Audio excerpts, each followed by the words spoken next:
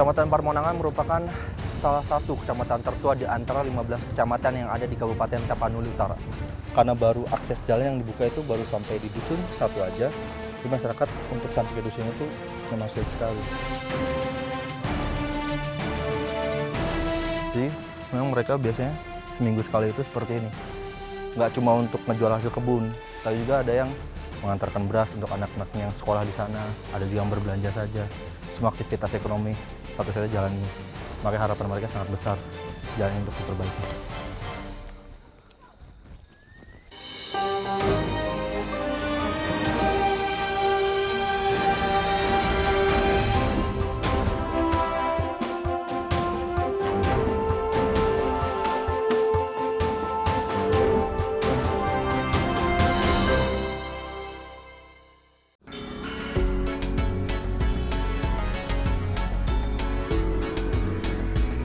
Kami tiba di Sumatera Utara.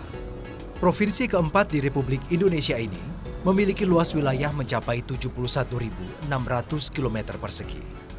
Wilayah yang begitu luas dengan berbagai potensi alamnya.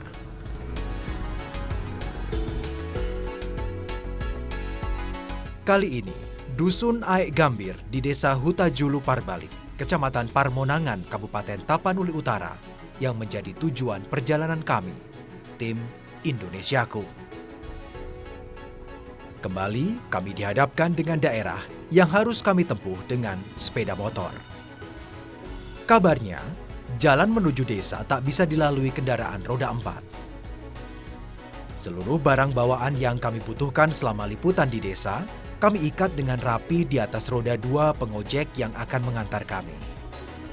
Tidak lupa, bekal makanan dan minuman juga harus kami bawa demi kelancaran kegiatan kami.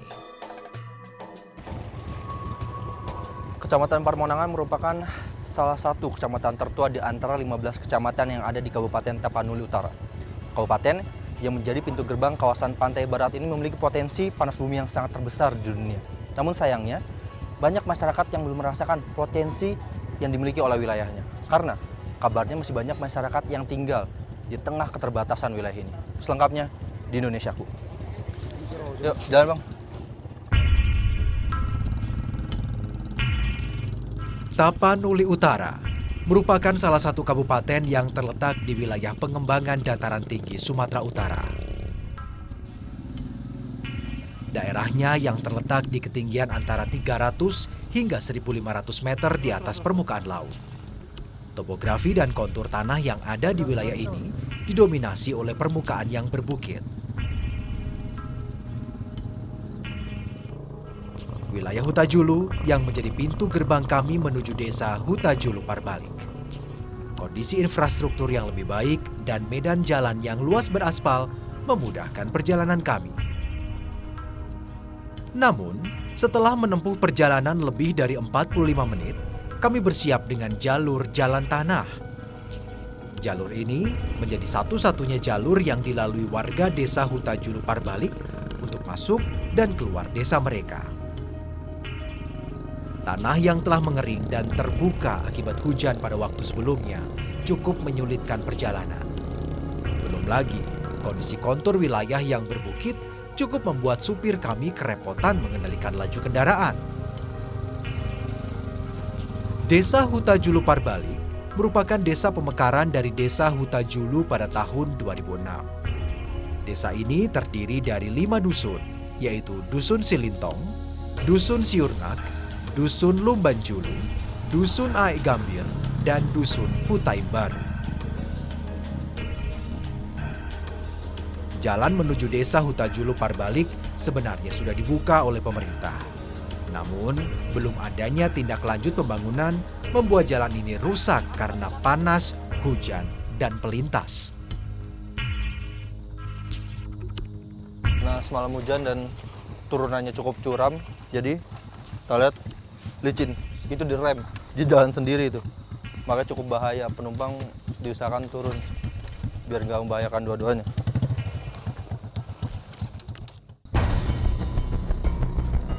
Kondisi jalan menjadikan perjalanan sangat merepotkan. Belum lagi, kondisi rem motor yang saya naiki sepertinya tidak berfungsi.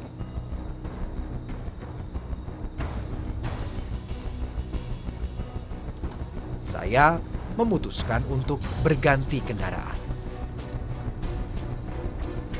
Menempuh perjalanan berbukit seperti ini cukup menguras tenaga.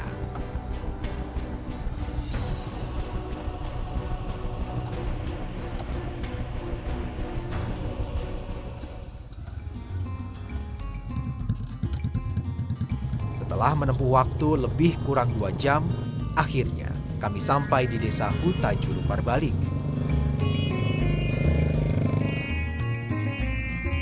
Sayangnya, kendaraan roda 2 hanya dapat dipakai sampai di desa Huta Julu Parbalik.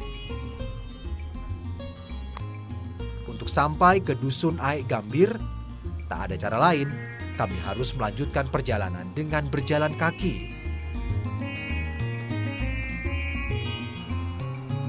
Butuh waktu 1,5 jam untuk sampai ke Dusun Aek Gambir.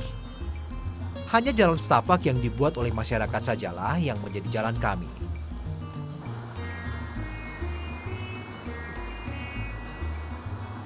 Di jalan ini, kami sempat bertemu warga yang sedang melintas hendak keluar desa.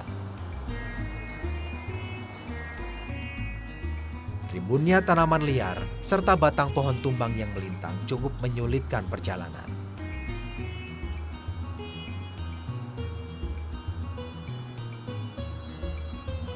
Kami pun harus melalui pinggiran sungai karena jalan yang tertutup akibat longsor.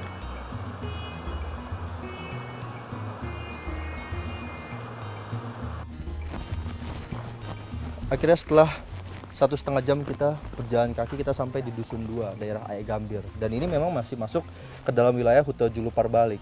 Masih dalam satu kecamatan Parmonangan. Cuma karena baru akses jalan yang dibuka itu baru sampai di Dusun 1 aja. Di masyarakat untuk sampai ke dusun itu memang sulit sekali. Dan masih ada 1 dusun lagi, Dusun 3 di ujung sana. Kurang lebih masih 1 jam lagi. Kita lihat kondisinya seperti apa di sini. Mari Bu.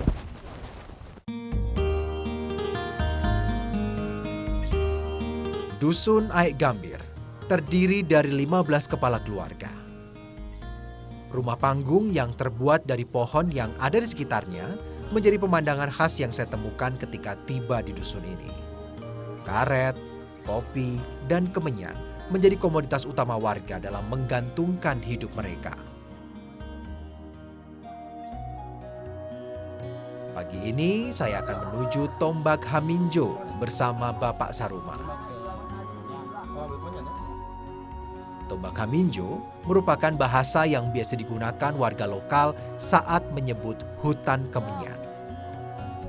Kemenyan memang memiliki tempat tersendiri bagi masyarakat Batak. Selain ketergantungan ekonomi terhadap pohon tersebut, masyarakat Batak juga mempercayai bahwa ada nilai magis yang terkandung di dalamnya. Untuk setiap kilogram getah yang dihasilkan oleh pohon kemenyan, para petani bisa mendapatkan uang sebesar 250 hingga 300 ribu rupiah. Sejak abad kelima, Kabupaten Tapanuli Utara memang dikenal sebagai sentra produksi kemenyan di Sumatera Utara. Bahkan, getah-getah kemenyan dari daerah ini diekspor hingga ke Timur Tengah, Eropa, dan Cina. Salah satunya penggunaan getah kemenyan sebagai pengikat dalam industri parfum. Pohon kemenyan mampu hidup lebih dari 100 tahun. Dalam waktu itu, pohon dapat berproduksi selama 90 tahun. Tak heran, bila pohon-pohon kemenyan ini memiliki ikatan erat dengan setiap keturunan warga yang ada di wilayah ini.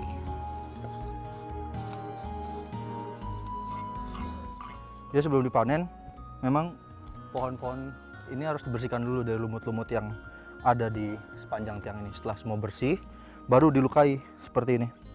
Disitulah nanti getah-getah kemenyannya akan berkumpul kurang lebih waktu 3-6 bulan ya. Waktu 3-6 bulan baru bisa dapat hasil, kemudian dipanen, itulah yang kemudian dijual. Tapi lumayan tinggi juga karena harus ada beberapa trap untuk sampai ke atas sana. Di sini aja lumayan cukup tinggi, kalau jatuh lumayan sih. Nah, ternyata cara menyadap pohon kemenyan berbeda dengan cara menyadap pohon karet. Karena saat menyadap kemenyan, para petani tidak membutuhkan wadah untuk menampung getah-getahnya. Setelah dilukai, biasanya getah akan dibiarkan keluar dari batang pohon dan meleleh di dalam kulit pohonnya. Getah-getah berwarna putih setelah cukiran pertama baru dapat mereka panen setelah 3 bulan kemudian. Getah-getah yang menempel pada kulit pohon inilah yang membuat petani cukup mencongkel kulit batang kemenyan saat akan memanennya. Ada 3 macam getah yang bisa dihasilkan dalam setiap pohon kemenyan. Getah putih atau yang biasa disebut mata zam-zam merupakan getah pertama yang keluar setelah dilukai. Getah inilah yang memiliki nilai paling tinggi. Bekas cukilan yang pertama akan menghasilkan tetesan getah kedua yang biasa disebut jalur atau jurur. Getah ini bisa dipanen setelah 2 atau 3 bulan setelah memanen mata zam-zam. Setelah itu, getah ketiga atau yang disebut tahir merupakan getah paling terakhir yang dapat dipanen oleh para petani. Getah inilah yang memiliki nilai jual yang paling rendah. Sayangnya, meski hidup di tengah komoditi yang bernilai tinggi, hal tersebut tidak serta-merta membuat perekonomian warga Dusun Aek Gambir meningkat. Pasalnya, buruknya infrastruktur menjadi penghalang mereka untuk menjual hasil panen. Ya, dipikul saja ya. Dipikul? Iya, Kenapa tidak naik motor? karena desa kami ini sudah ketinggalan, Pak. Tapi sudah sampai dusun 1 aja Iya. yang dibuka. Nah, kenapa nggak dibuka sampai dusun 2 ini? Aku nggak tahu bagaimana pemerintah itu, kenapa nggak dibuka. Saya nggak tahu itu. Dari 20 jenis pohon kemenyan, ada 2 jenis pohon kemenyan yang dibudidayakan di Kabupaten Tapanuli Utara, yaitu kemenyan toba dan kemenyan durame. Kemenyan durame biasanya lebih cepat tumbuh dibandingkan kemenyan jenis toba. Memang di wilayah ini ada 2 macam kemenyan. Kemenyan toba dengan turame. Jadi kelihatannya itu dari getahnya. Kalau toba itu putih, susu seperti ini. Sedangkan kalau yang turame itu agak menguning. Dan perbedaannya tadi, kalau dibakar baunya itu lebih baik yang toba ya Pak ya. Makanya harganya pun lebih mahal.